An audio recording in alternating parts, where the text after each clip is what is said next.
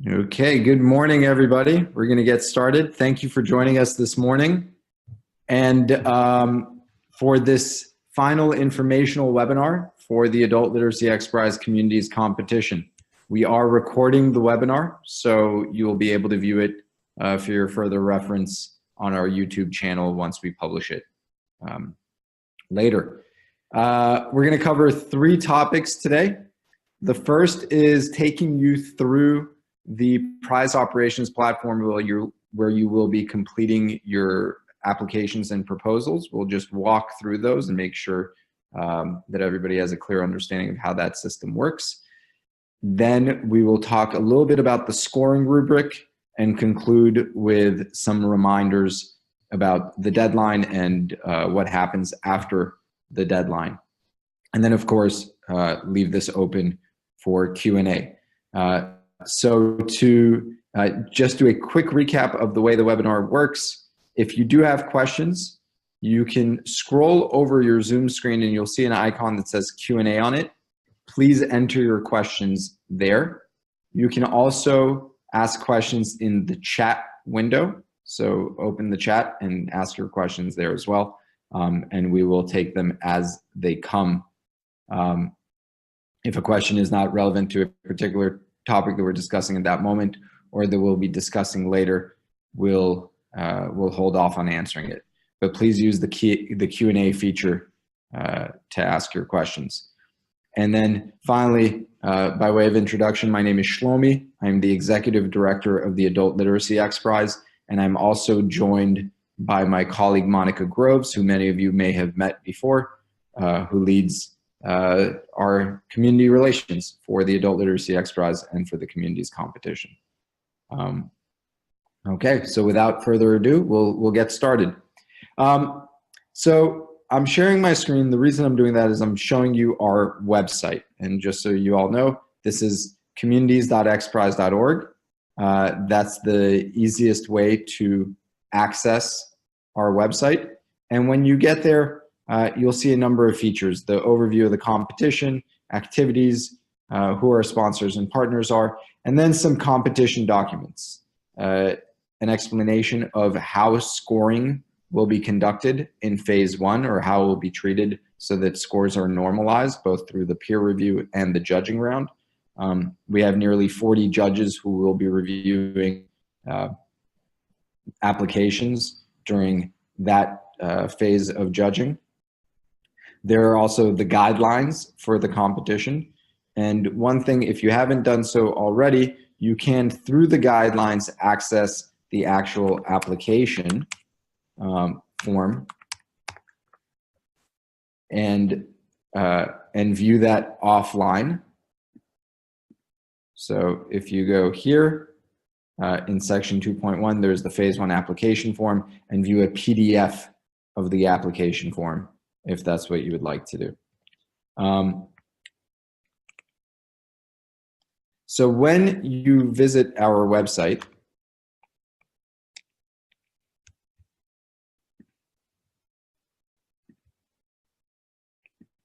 you go to communities.xprize.org, and what you will see here is this Register Now button. That is one way to access the prize operations platform. Another way to access it is to simply go to ids.xprize.org/communities. Most of you have already created your user profile on this platform, but what you will need to do, if you haven't done so already, is also create your team profile. I'm going to take you through that process very quickly. So I've logged in. I'm now on the prize page for the communities competition inside of POP. You'll see that after logging in at ids.xprize.org/communities, it will take me to pop.xprize.org. POP is our prize operations platform, and that will automatically take me to the communities competition page. If that's not where you land, if you land in our general site, you can go to prizes and select the communities competition, which is down here. Now what you will want to do, and over here when you're looking at this, you'll have a brief overview.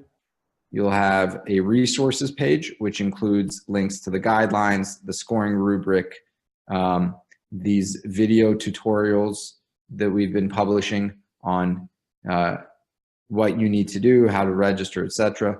You'll also be able to view the scoring rubrics, the style guide, and the pilot offer to review the apps that are available for distribution, some of which will be available for distribution, and then also the FAQs. Again, if you haven't done so already, you will want to create a team. Click on that Create a Team button. Make sure that you've selected Communities Competition and create a team name. So I'm going to call this Shlomi's Literacy Heroes. Select a country. To compete in the competition, you must be based in the United States. I'll select Culver City as my city where XPRIZE is based. And then tell us how you heard about the competition. If you're accepting new team members, click this checkbox. If not, don't. Please enter your email address and your phone number. These are the email addresses and phone number for the primary contact for your team. And then make sure that you have read this disclaimer. Basically, it says that to be eligible for the competition, you must be a legal entity with standing in the United States, and you understand as well that you are recruiting participants who are in the United States.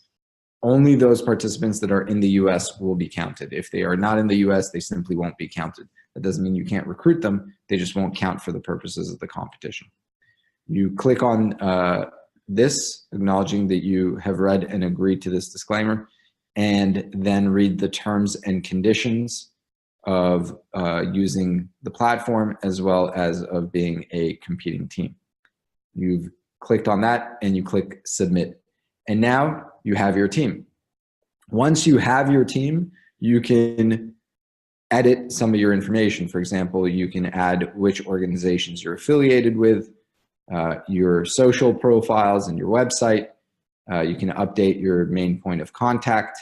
That person has to have a POP account, and you can add information about your team in the About section, as well as provide a photo of or a logo of your team.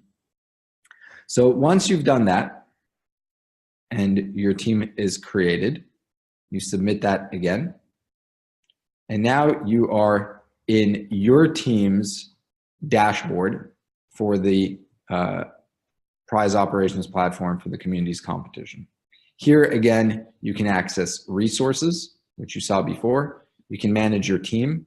So add team members by clicking find or invite team members. There will be people who are open to joining teams, or you've asked your own team members to create a profile on POP and to join.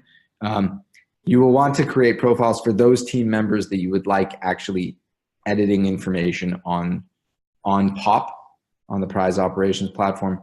We obviously acknowledge that not everybody that is working with you, not all of your volunteers or staff may necessarily have a team profile, and that's okay. Although you will need to make sure to submit waivers on behalf of members of your teams to understand that they are members of the team and don't have a separate agreement with XPRIZE. You can also edit your team profile. So that's the page that you saw before. Now, the most important thing, and this is what we'll go through now, is this activities section.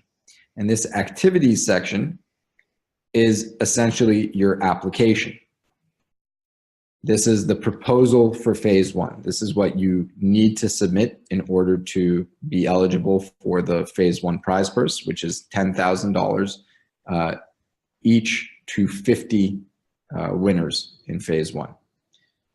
So the first thing you'll need to do is acknowledge the terms of service. So with each one of these activities, you click on start, and that will get you into it.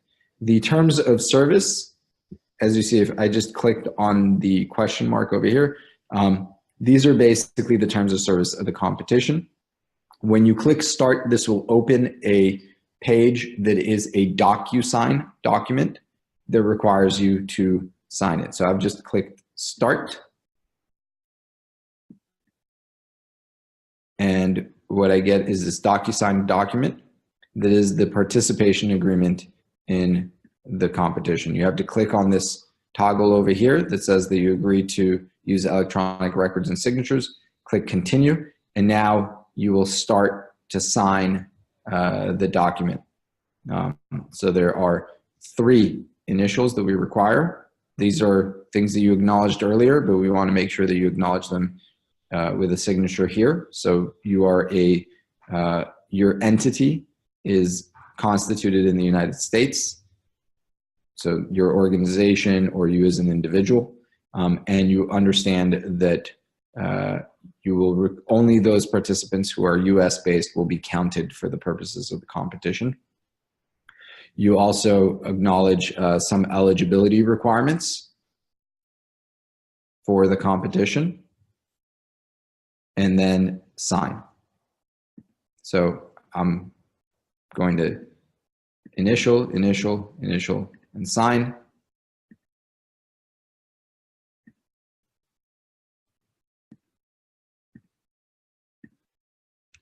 And finish, and now I've signed my participation agreement for the competition.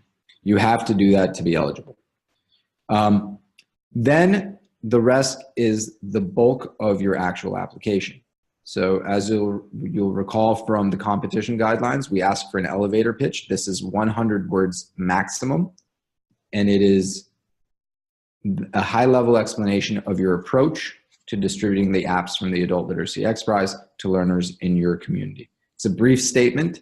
Everybody will read it, and we want you to really craft something that will wow reviewers.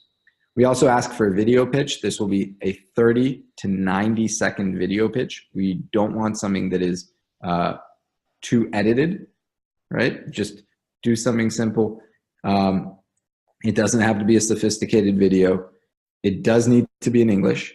And what we'd like you to do is spend 30 to 90 seconds introducing yourself and your team, how you're going to recruit or reach adult learners in your community, and what is unique about your proposal.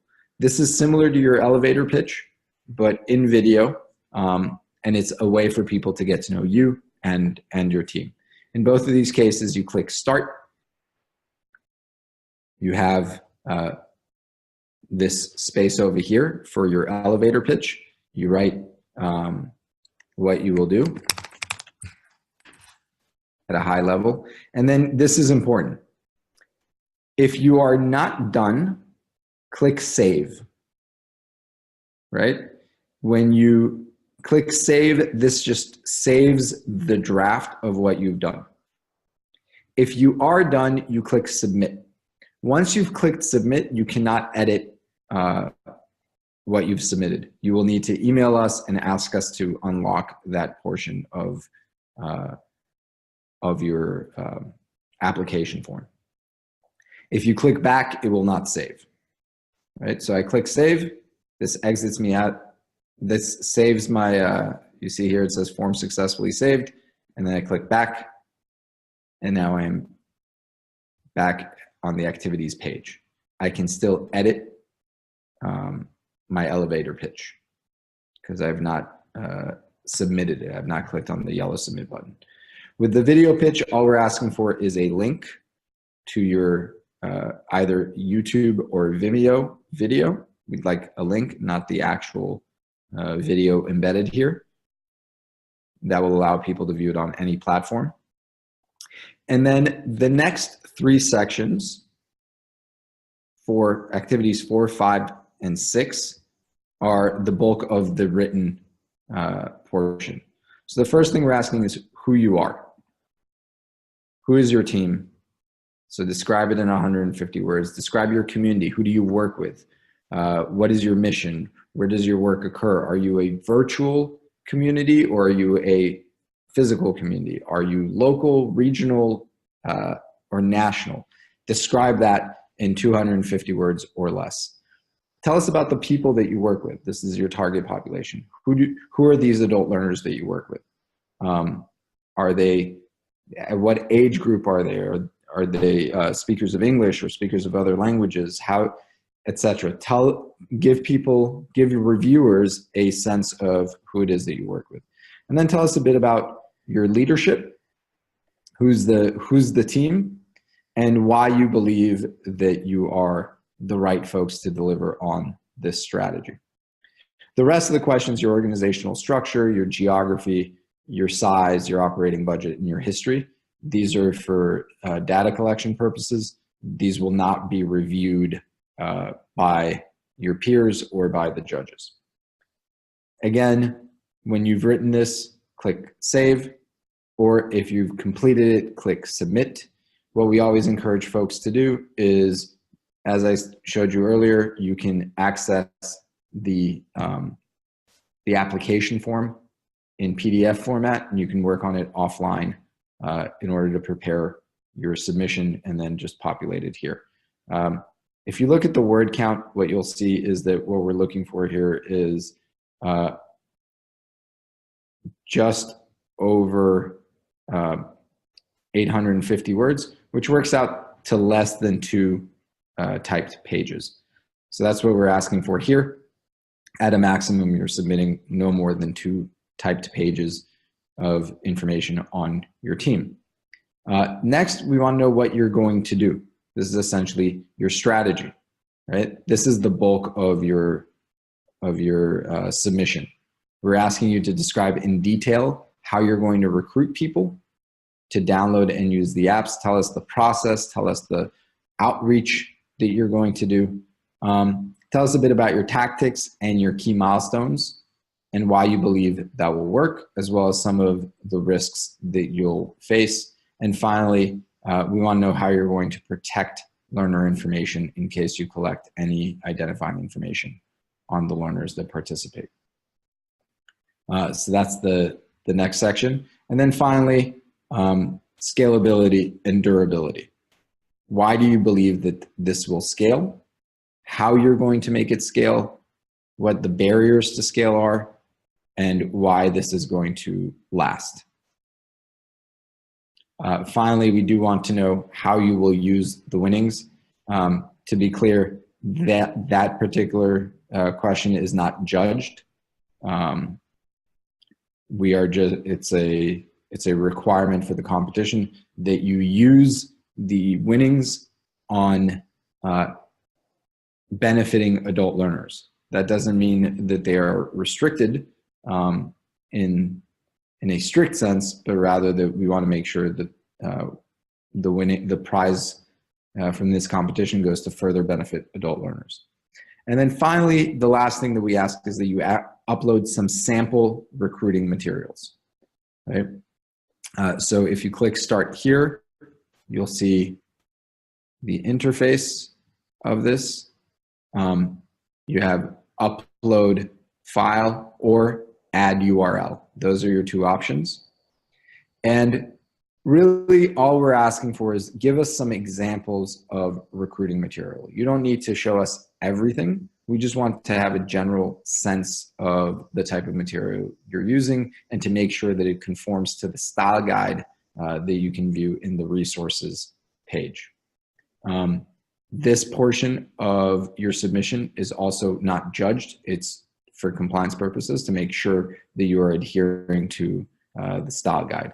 But the core of your submission is your elevator pitch, your video pitch, and these 3 questions. All in all, it works out to about 5 typed pages is what the submission looks like in terms of word count.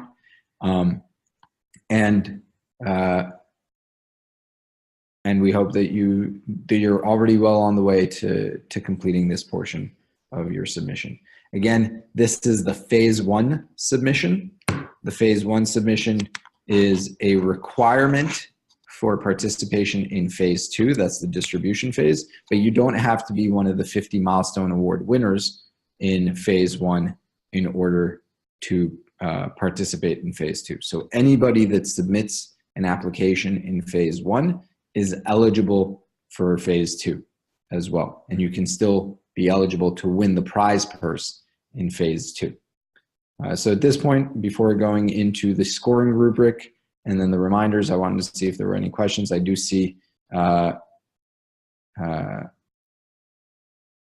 question around under organization. So Nancy, you wrote under organization, we checked other.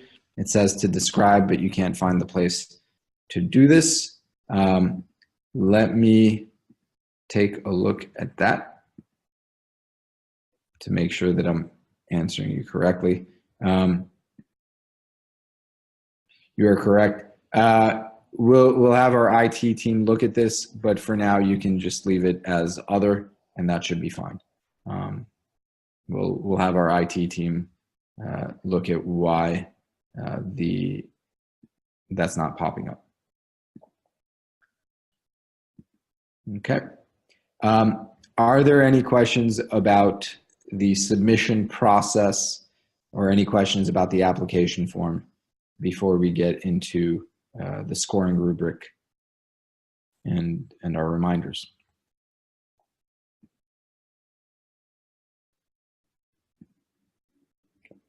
I'm not seeing any, but please do feel free to keep asking questions in the Q&A window, and we'll answer them as they come.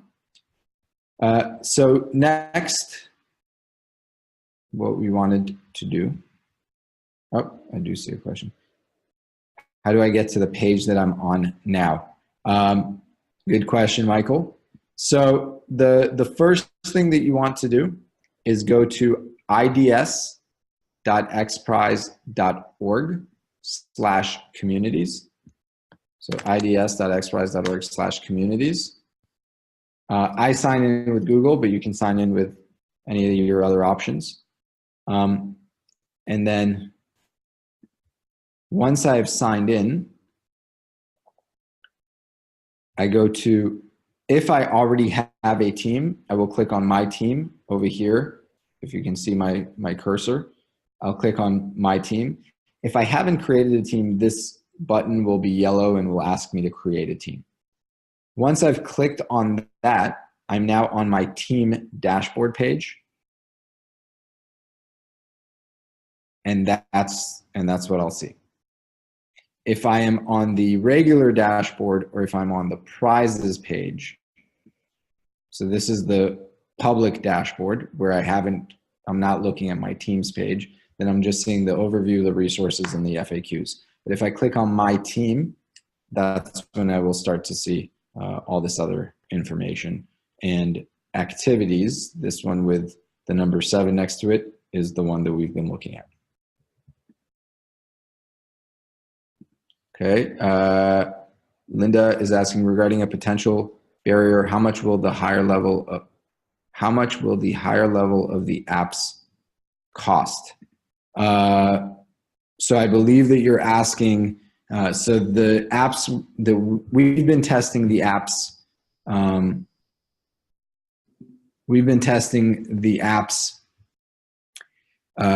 with readers who are testing in at the pre-test at 3rd grade or below.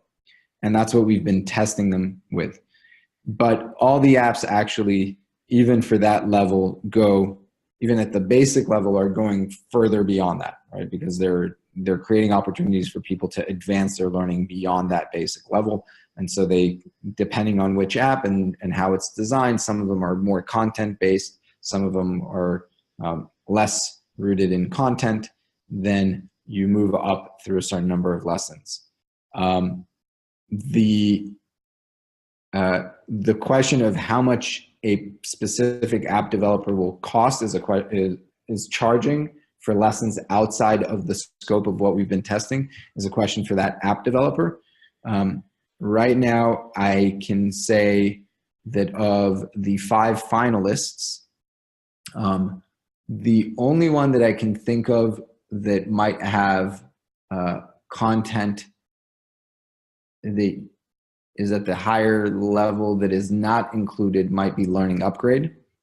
But Learning Upgrade's app for this level still goes through 60 lessons. And I believe that gets you through level 6, so above intermediate. But those are questions specifically for the app developers themselves. I know that's not a satisfying answer, but we don't generally, as an organization, XPRIZE does not interfere with what organizations charge for their products, with what our competitors charge for their products. That's one of the unique things about the communities competition, is that we have asked the teams to provide their products for free for an extended period of time to participants in this competition, and they've graciously agreed to do that. And obviously we're very thankful to them for that. Michael is asking, will the apps be available on iOS? Not for the purposes of the communities competition. Some of the teams that participated in the Adult Literacy XPRIZE team stage have an iOS version of their app, but we have not tested those or required them to make those available for free. I know that we do get that question a lot. There are a number of reasons that we chose to go with Android only. Primarily, it's because anywhere between 70 and 80% of all mobile users in the United States use an Android device. It tends to be that iOS stands out because it's a more consistent platform, but apologize, lights went out on me. It's a more consistent platform. Okay, can't get the lights back on. But we're only distributing the Android version, which still should cover a sizable portion of the population. Okay. I do see another question in the chat. There's a question here. We have a similar program and we'd like to submit the marketing materials we have developed for that program as examples of what we'll do. Yeah, that's acceptable. That's a great question.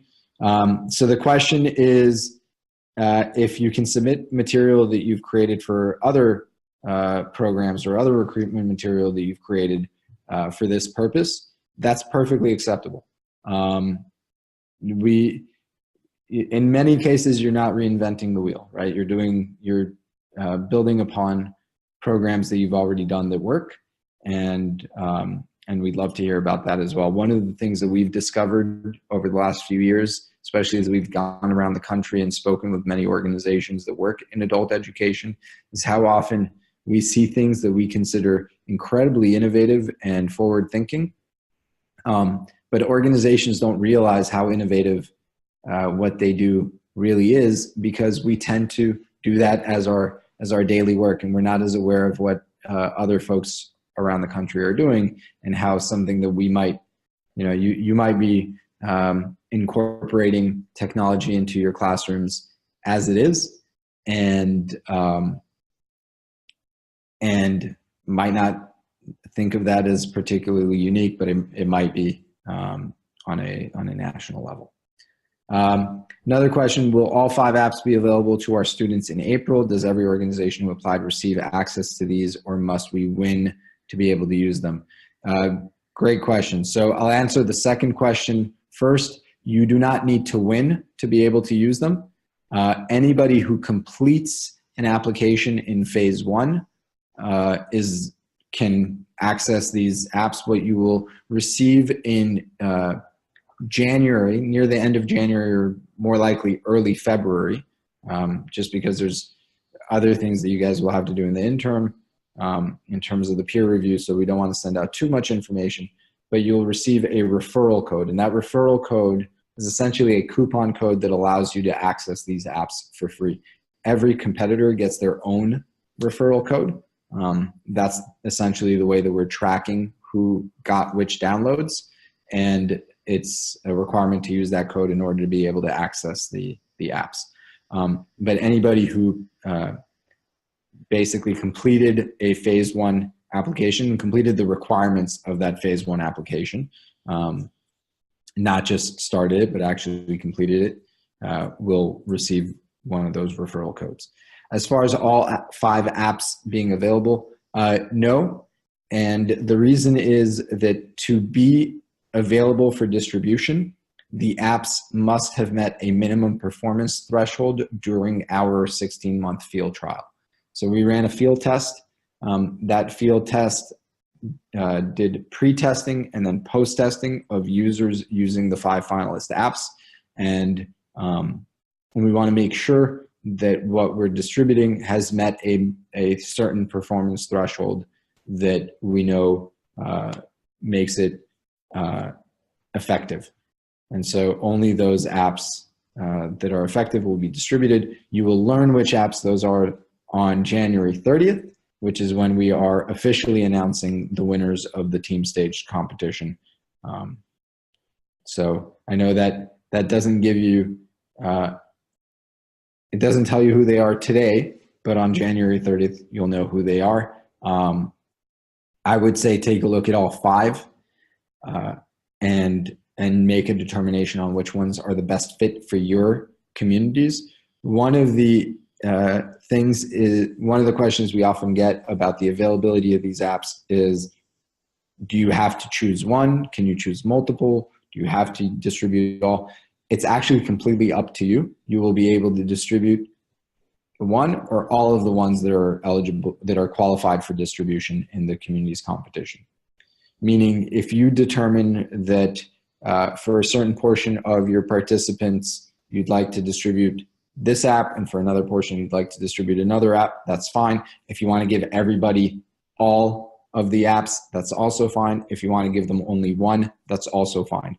The way that participants will be counted as users in the community's competition is once they have used at least one of the qualified apps on at least 3 separate days. So let's say somebody downloads two of the apps or 3 of the apps. Let's say somebody downloads 2 or 3, but that person only logs into each one of those one time on one day. That person won't be counted as a user because as far as we're concerned, they didn't become a user. They downloaded the app and that was it.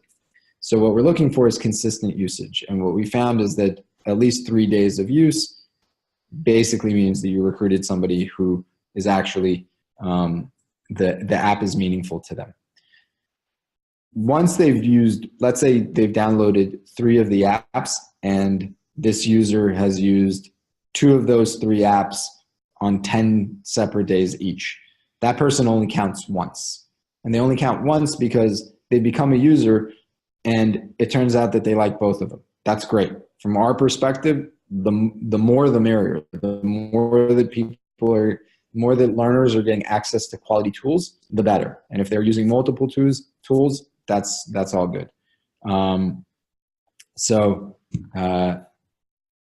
that's the answer to that. I hope I answered your question without divagating too much. There was a question in the chat window, so I'm going to make sure that I get that one. For apps that are available on iOS, can we offer our adults both options? Will downloads on iOS count for the prize or only the Android downloads? Only the Android downloads will count for the prize. The reason is that we can't track the iOS downloads because they're not ones that we're distributing. You are free to offer those iOS downloads, but the teams have not been required to make them available for free, and they won't be using the referral code on those. It's a technical matter of actually using different code bases for those because they're developing natively in some cases. One of them is not, but still has a layer around it. So the referral code would only work on the Android version. Another question, will the user need to create accounts for each of the apps they use? If by account you mean a separate account for that particular app, if you take a look at the 5 finalist apps, you'll see that each of them has a different onboarding process. The user will need to go through that onboarding process. And so, for example, with Learning Upgrade, the onboarding process takes less than a minute, and basically the user just enters their name, and through that they receive a login information that is generated by the app, and they watch a video, and that's it. With CellEd, for example, people need to just provide a cell phone number. I believe that with Codex, which is the People for Words app, that's the code breaking game. That one, you're not required to create a login. And Amrita Learning, I don't believe you create a login, and Autocognita, I don't remember. Yeah, they do need to go through the onboarding process for each app, which is different for each of the apps. Let me go back to the chat window where I think that question came up first. Is tracking by, okay, this is the same question. So Sherry's asking, is tracking by team or by organization? Individual organizations within a team will want to track progress, correct? So I guess it's a question of what you mean by tracking. All that XPRIZE is looking at is how many downloads your organization was able to produce, and how many of those downloads are people who opened one of the apps that they downloaded on at least 3 separate days. The way tracking works is once a person enters a referral code, we have their unique device ID, which tells us not who that person is, but rather this is a unique user. They've used a referral code that tells us this unique user is tied to this referral code. We know which app they're using, and we are able to track whether they log in or not. The information you'll be getting from us is basically how many downloads you have and how many people have logged in on at least 3 separate days. That's the information that you'll be able to receive from us on a regular basis. It will be sent to you as reports inside of POP. But that's the information that we're sharing. We are otherwise not tracking information about users. We're not collecting identifying information about users. We're not tracking how users are progressing inside of the apps. That's not part of the competition. As far as if you have a team that comprises multiple organizations, we have received that question about how to be able to track whether organization A or organization B that are both part of team X are producing more downloads. And we're looking into how to do that. The solutions we've generally come up with are a little unwieldy because they end up creating too many options and aren't ideal for being able to track things. But we are looking into how to streamline that so that it is an option for folks. As of today, that's not available. Linda's asking, is your consideration of apps, are you looking at features of apps that offer adults who experience physical or print disabilities? Great questions. So the field testing was conducted with both native speakers of English and native speakers of Spanish who are learning English, who originally tested at or below the equivalent of a 3rd grade level. So we used CASAS, and it was CASAS 210 or below. If you're in the 26 states that use CASAS, you may be familiar with it, but essentially on NRS, if you're native speaker of English, so for ABE, this is 0 or 1, and for ELL, this is through level 2 on the NRS tables. So we did not examine the features of the apps. What we were looking for was which apps produced the greatest gains. The judges did look at the research the teams had conducted and what they submitted as information about why their products worked. But in the final analysis, the thing that mattered was whether or not they produced gains. I would encourage you, and this is, I think, true across the board, you know your learners best, and we would encourage you to look at the available apps and determine which of the apps are the best fit for your learners. You know, sometimes that can be the top performing app, and sometimes it might be something different. And that might be because you've assessed that for your learners, that's the best product for them to use. Another question coming in, and I do recognize that we said this webinar would go until 9:45. We can stay online for a little bit longer, but do recognize that if some of you need to go, this is being recorded and you'll be able to access it through our YouTube channel. So what happens if multiple users use the same device? Will they be considered as unique users? No. Based on the way that we're able to track downloads, a user must have a separate device that they use. I know that, you know, if you have tablets that you distribute or that you check out to learners in your venue, that you'd want to be able to create multiple accounts on those, that's fine. You can do that, but we're not able to track those as separate users. So I hope that answers that question. Okay. Another question coming in. Do you know if the apps will operate on a Kindle Fire? I don't. I do know that Kindle Fire technically is using a modified version of Android, and there is the possibility of installing the app, the Google Play, on a Kindle Fire. So, Michael answered that they don't work on a Kindle Fire. So there you go. Thank you, Michael. Okay. So I did, before closing the webinar, I did want to go through a couple more things. First is through the scoring rubric. And I wanted to go through this very, very quickly, just so that everybody has a sense of how phase one will be scored. So there are 5 criteria that you'll be scored on. They are impact, innovation, feasibility, scalability, and durability. And if you go to our website, so if you go here to the communities.xprize.org,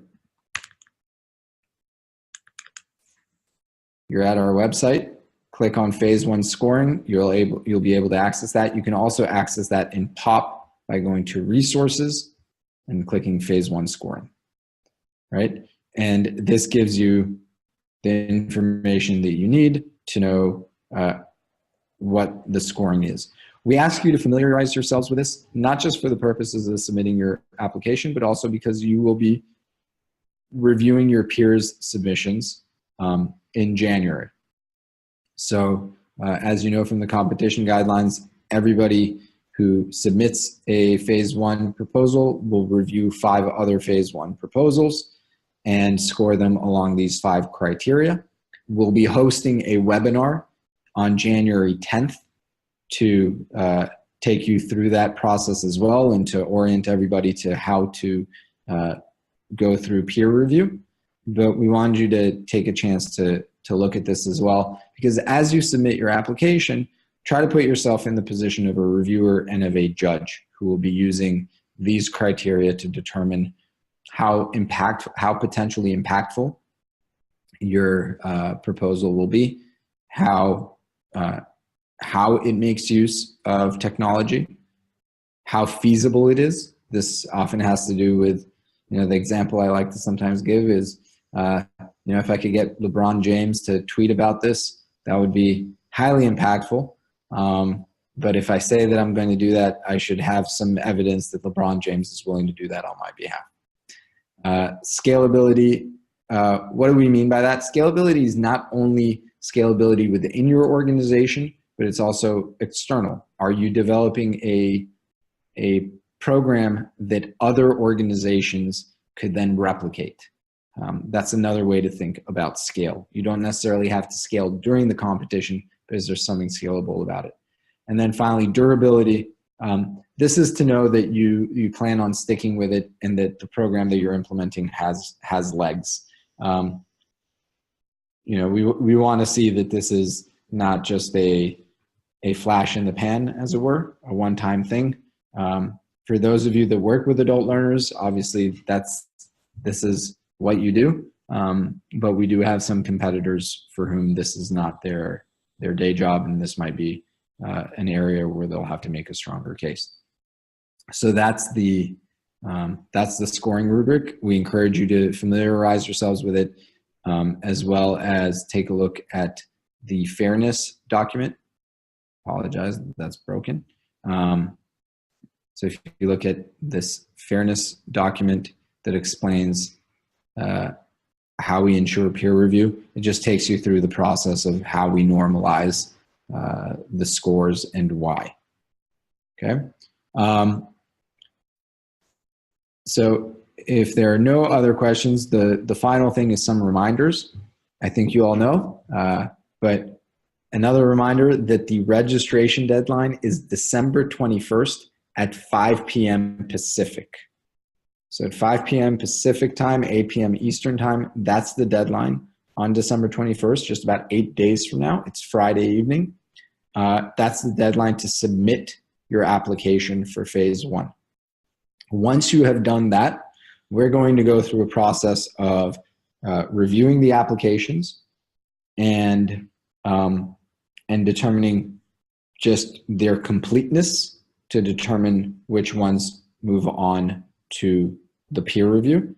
So moving on to peer review basically means that you've met the eligibility criteria, meaning you are an organization that is duly registered in the United States.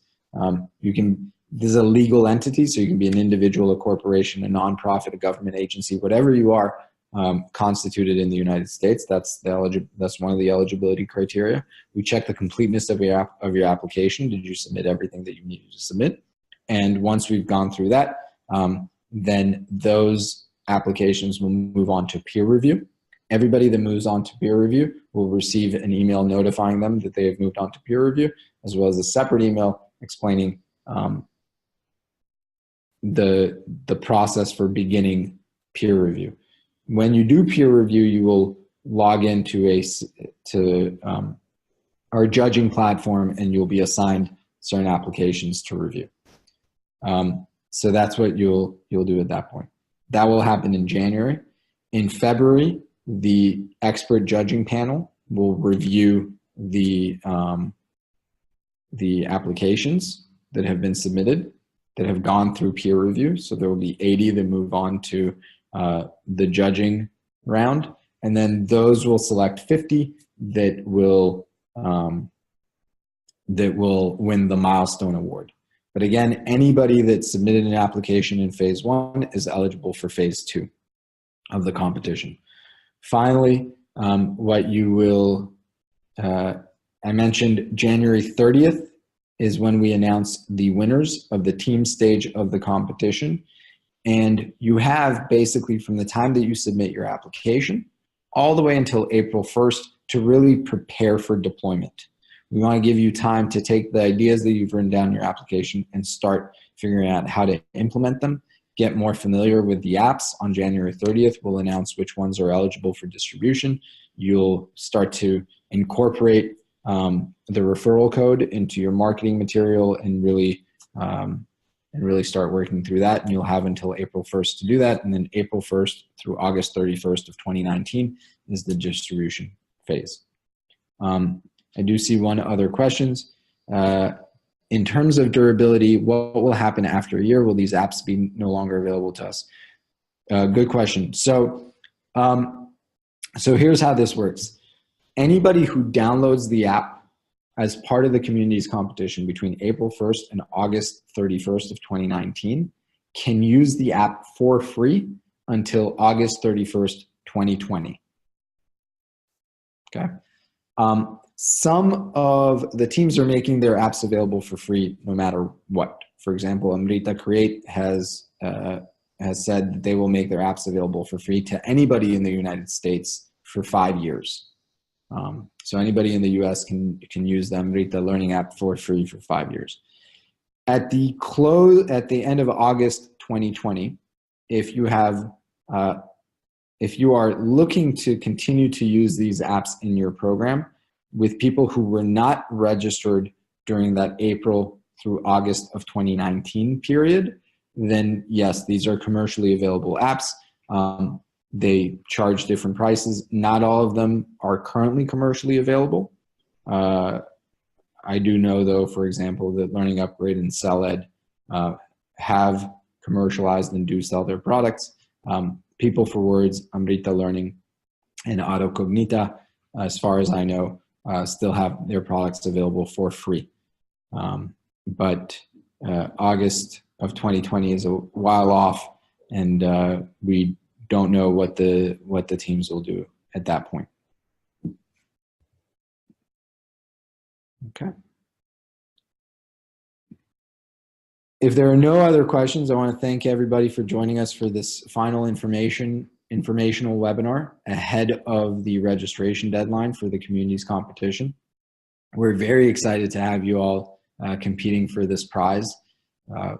You know, as we've gone around the country, as Monica and Haneen and I have gone around the country talking to folks, we've been really enthused by your enthusiasm, by your passion, and we're humbled to be a part of what you do on a daily basis and the work that you all are doing to help adult learners in your communities and across the country. So we thank you for that. As always, if you have any questions, please email us at adult.literacy@xprize.org. We also encourage you to visit the FAQs both on our main website and here in the POP to answer a lot of the questions that you might have about the competition rules and about the competition itself. And we look forward to seeing your applications come in by that December 21st deadline, 5 p.m. Pacific, 8 p.m. Eastern.